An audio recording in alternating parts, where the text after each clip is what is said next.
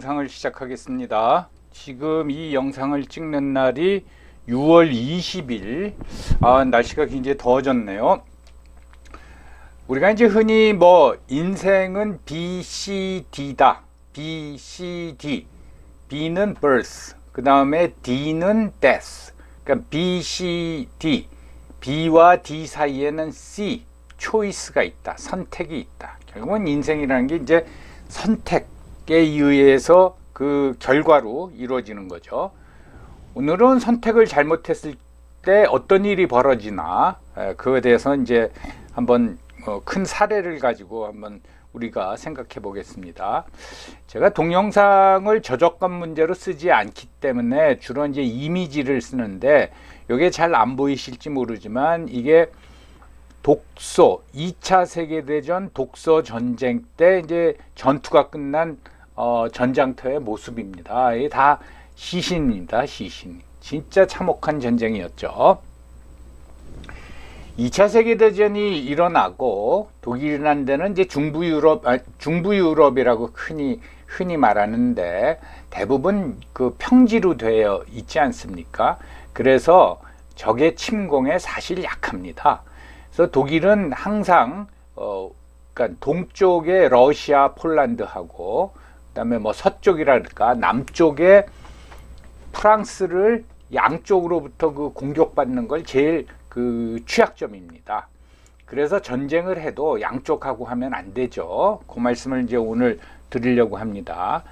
근데 1939년 9월에 독일이 폴란드를 침공해가지고 소련과 같이 폴란드를 반분해서 나눠 먹고, 그 다음에 5월이죠.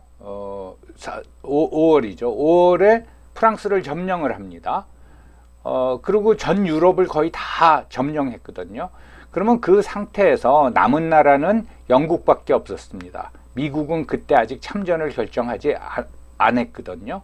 그러면은 그 상태로 있다가 영국이 지쳐서 휴전협정이라고 했으면은 그 독일군이 전 유럽을 점령한 상태에서 전쟁은 끝났을 겁니다. 그러면 그 다음에 그 세계사는 아주 끔찍한 결과가 발생할지 모르지만은 히틀러의 목적을 어느 정도 달성할 수 있었겠죠. 소련하고는 그때 불가침 조약을 맺어가지고 폴란드를 반분해서 점령한 상태고요. 그런데 웬일인지 프랑스를 1940년 5월에 점령하고 약 1년 있다가 느닷없이 불가침 조약을 맺었던 소련을 침공합니다. 그래서 결국은 소련과 독일 사이에 독소 전쟁이 일어나고 그걸 흔히 동부전선이라고 말합니다. 결국은 뭡니까? 독일 양쪽에서 전쟁이 일어난 거죠. 그것을 양면 전쟁이라고 합니다. 자, 히틀러가 어떤 사람이냐? 그가 한 말 중에 삶이란 뭐냐? 우리의 인생이란 뭐냐? 삶은 곧 국가다. 그러니까 개인은 의미가 없다라는 거죠. 그러니까 나치즘이 국가주의 아닙니까? 그래서 곧 국가다. 그래서 개인은 어쨌든 죽는 거 아니냐? 그러니까 뭐냐 하면은 죽던 살던 국가를 위해서 모든 걸 바쳐라 이런 거죠. 그런 생각을 가지고 있는 사람이죠, 히틀러가. 또 스탈린은 뭐라 그랬냐면 한 명의 죽음은 비극이다. 그렇지만 100만 명의 죽음은 통계다. 아무리 많이 죽던 수치로 표시되는 거니까 큰 의미가 없다. 이런 아주 무지막지한 생각을 가지고 있는 두 사람이 전쟁을 벌였으니 얼마나 잔인한 전쟁이 됐겠습니까? 이 독소 전쟁이 우리는 이제 흔히 우리는 2차 세계대전 하면 노르만디 상륙작전 해서 미군 이런 걸 생각하는데, 그거는 이제 서부전선이라고 우리가 말할 수 있고, 노르망디 상륙작전 이후에 서부전선에 동원된 독일군은 56만 명입니다. 적은 숫자가 아니죠. 우리가 60만 명이라고, 대한민국 국군이 60만 명이라 그러는데 56만 명이 서부전선에 동원이 됐고, 소련과의 전쟁인 독소 전쟁인 동부전선에는 450만 명이 동원됐어요. 그러니까 실질적으로 2차 세계대전 하면은 독소전쟁입니다. 이 독소전쟁이 얼마나 참혹했나 하면은 독소전쟁이 끝나고 소련이 당분간 인구 센서스를 발표하지 않았어요. 근데 내외적인 추산에 의하면은 그 전쟁, 1941년 6월에 시작해가지고 1945년 5월에 끝났으니까 만 4년 동안 추산에 의하면 소련에서 3천만 명이 사망했다고 지금 민간인까지 포함해서 그렇게 얘기하고 있습니다. 이 수치는 매일 2만 명이 죽은 겁니다. 1941년 6월 22일 날 바바로사, 붉은 수염이란 뜻이죠. 바바로사 작전이라는 전쟁을 일으키는데 소련을 전면 침공을 합니다. 병력이 300만 명 일단, 그리고 탱크가 3,400대, 그 항공기를 2,700대를 동원해서 전면 침공을 했는데, 이제 소위 3개 방면으로 나누죠. 그래서 북부군, 중부군, 남부군, 아시다시피 북부군은 베테르스부르크, 그 다음에 중부군은 모스크바, 그 다음에 남부군은 그 곡창지대이자 유전지대인 코카서스 지방에서 3개 방면으로 해서 침공을 합니다. 근데 초기에는 굉장히 성공적이었어요. 그래서 소련군이 붕괴가 되죠. 그래서 그 모스크바 40km 지점까지 접근을 합니다. 베테르부르크는 1년 동안 봉쇄했지만 점령을 못하고, 아무튼 그래서 이때도 그 소개 작전을 합니다. 그러니까 수도를 옮기죠. 소련이 모스크바가 점령될지도 모른다 해가지고 수도를 옮기고 독전, 그러니까 이 전쟁을 독려하기 위해서 행정부는 다 옮겨갔지만은 스탈린은 이제 모스크바에 계속 남아 있었습니다. 여기까지는 좋았는데 두 가지 문제가 발생을 합니다. 이 굉장히 빠르지만은 모스크바 근처에 갔을 적에 12월이 됐어요. 그러니까 추위가 오기 시작했습니다. 근데 거기에 대비를 못한 거예요. 그러니까 어떤 그 전쟁에, 그 겨울에 전쟁을 치르려면은 뭐 병사들의 군복이라던가 그런 게 다 준비가 됐어야 되는데 그걸 준비 못했고, 그 다음에 그해 겨울이 그렇게 추웠답니다. 동장군이 심했대요. 그래서 일부 증언에 의하면 독일군은 그 기습작전 아닙니까? 탱크를 이용한 기습작전을, 기동작전이죠, 펴야 되는데 심지어 어떤 날은 하도 추워가지고 기름이 얼어붙었다고 합니다. 그 다음에 또 하나는 뭔가 하면은 이제 전선이라기보다는 종선이라 그러죠. 독일서 모스크바까지 이 종선이 길어지는 거예요. 그러면 무슨 문제가 발생합니까? 보급과 통신에 문제가 발생해죠. 이제 그런 그 상황에 처하니까 소련군도 한 6개월 동안 이제 자체 정비를 한 다음에 2차 세계대전 소련군의 영웅이라고 하는 주코브 장군의 지휘에 의해 가지고 1941년 12월부터 반격을 시작을 했죠. 그 반격을 시작하면서 가장 치열한 전투가 일어났던 게 바로 스탈린그라드 공방전입니다. 소련이 점령하고 있는 이 도시를 공업도시입니다. 자기네 이제 국가 원수의 이름을 붙여서 스탈린그라드라고 이름을 붙였죠. 그러니까 이게 상징적인 의미가 있습니다. 스탈린이라는 이름을 붙였으니까 이걸 점령하면 스탈린을 뭐 거꾸로뜨린 거다, 그런 게 있죠. 이 도시가 나중에는 소련이 붕괴되고 러시아로 바뀌면서 도시 이름이 볼고그라드, 볼고강 근처에 있다 해가지고 볼고그라드로 이제 바뀌었습니다. 여기에 집중 공세를 펴가지고 1942년 1월 말에 소련 그 독일군 사령관이었던 파울로스 장군이 항복을 해서 스탈린그라드 이 공방전은 소련의 승리로 끝납니다. 사실 이걸로 독소전쟁은 결정이 됐다고 봐야 됩니다. 그 이후에 독일이 대대적인 공세를 두 차례 피는데 결국은 성공하지 못합니다. 스탈린그라드 공방전은 인류 역사상 가장 치열했던, 가장 참혹했던 전투라고 지금 평가받고 있는데, 이걸 배경으로 한 영화가 굉장히 많습니다. 그래서 그 비교적 좀 오래된 영화긴 하지만은 그 영국 출신 배우 주드 로가 주연을 했던 Enemy at the Gate라고 있어요. 그 전쟁의 참혹상을 아주 잘 그리고 있습니다. 그 다음에 이제 스탈린그라드라고, 이건 독일서 만든 영화인데 이것도 있습니다. 그래서 결국은 1945년 5월에 패전을 했죠. 그리고 여기서 갖는 의무는 뭔가 하면은 동부전선, 소련과 불가침 조약을 독일이 맺고 있었기 때문에 뭐 그렇게 크게 소련을 의식할 필요는 없었어요.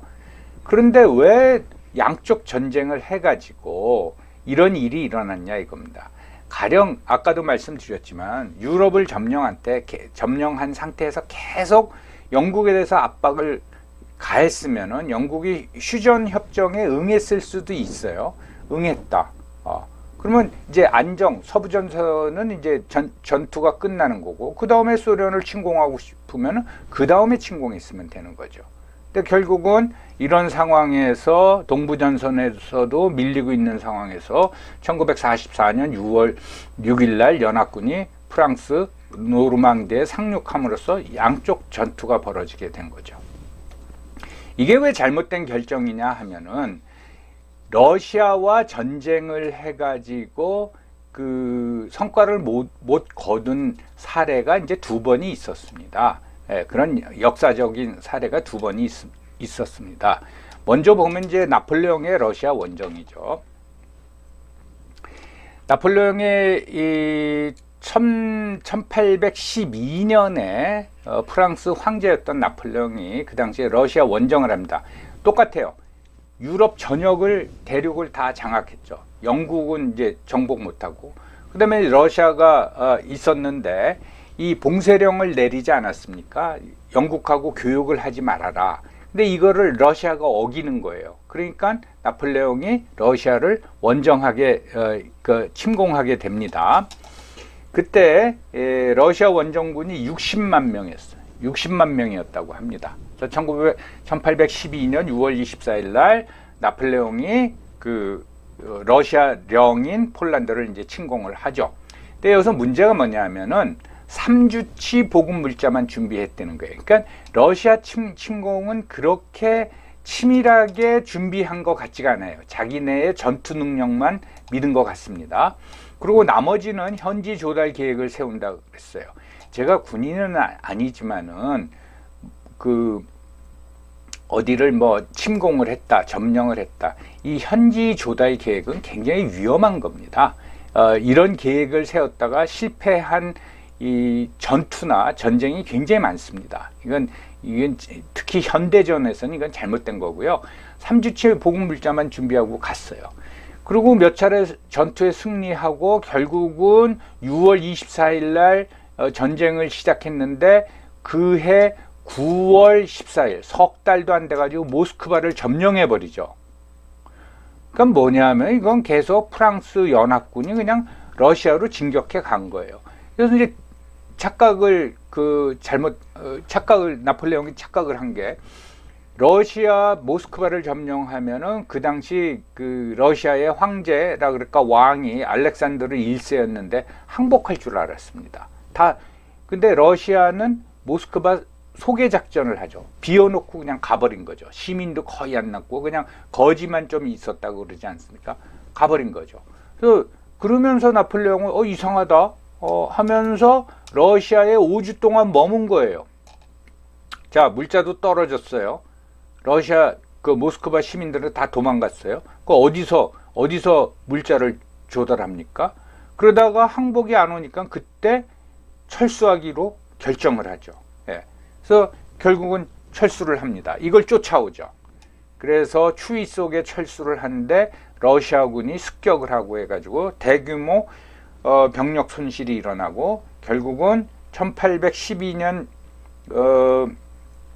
11월에 그러니까 러시아 영토를 빠져나왔을 적엔 4만 정도만 남았다는 겁니다. 60만 명이 갔다가. 그래서 최근에 보면은 벌써 200년이 지난 일인데 이 프랑스 연합군이 전투를 벌이거나 또는 그 진군을 해간 경로에서 그 당시 프랑스 군인들의 사체가 유골이 아직 발견되기도 합니다. 그래서 결국은 이 결과로 나폴레옹이 어떻게 됩니까? 실각을 하죠. 그래서 엘베 섬으로 그 유배를 가게 되는 거죠. 자, 뭐 대충 말씀드렸지만은 왜 실패했느냐? 과욕이죠, 과욕.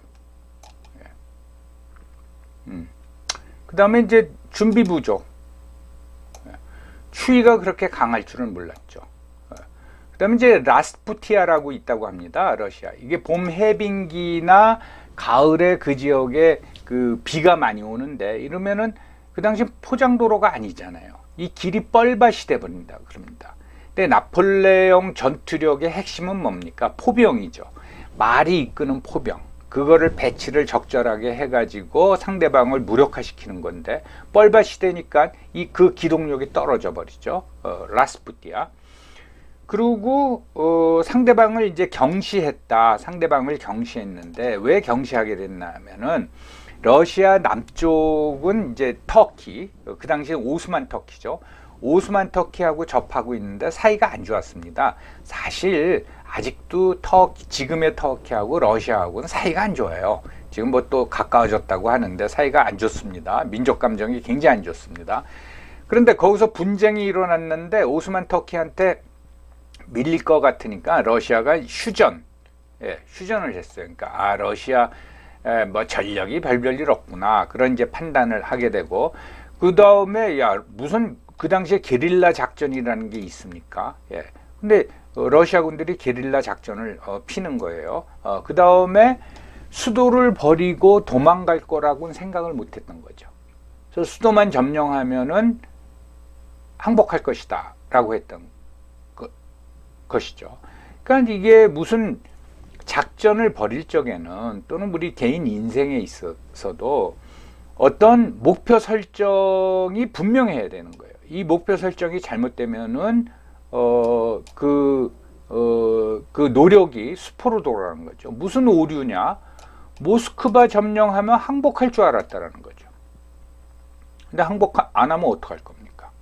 그래서 이런 여러 가지로 해서 러시아 원정이 실패한 겁니다.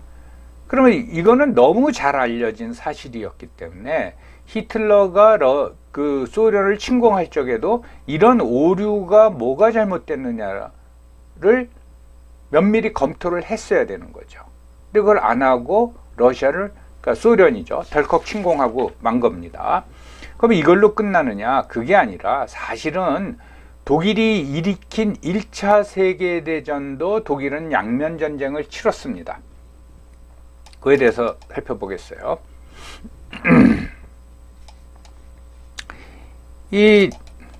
아시겠지만은, 요 이제 보시면 이제 이게 그 1차 세계대전 때입니다.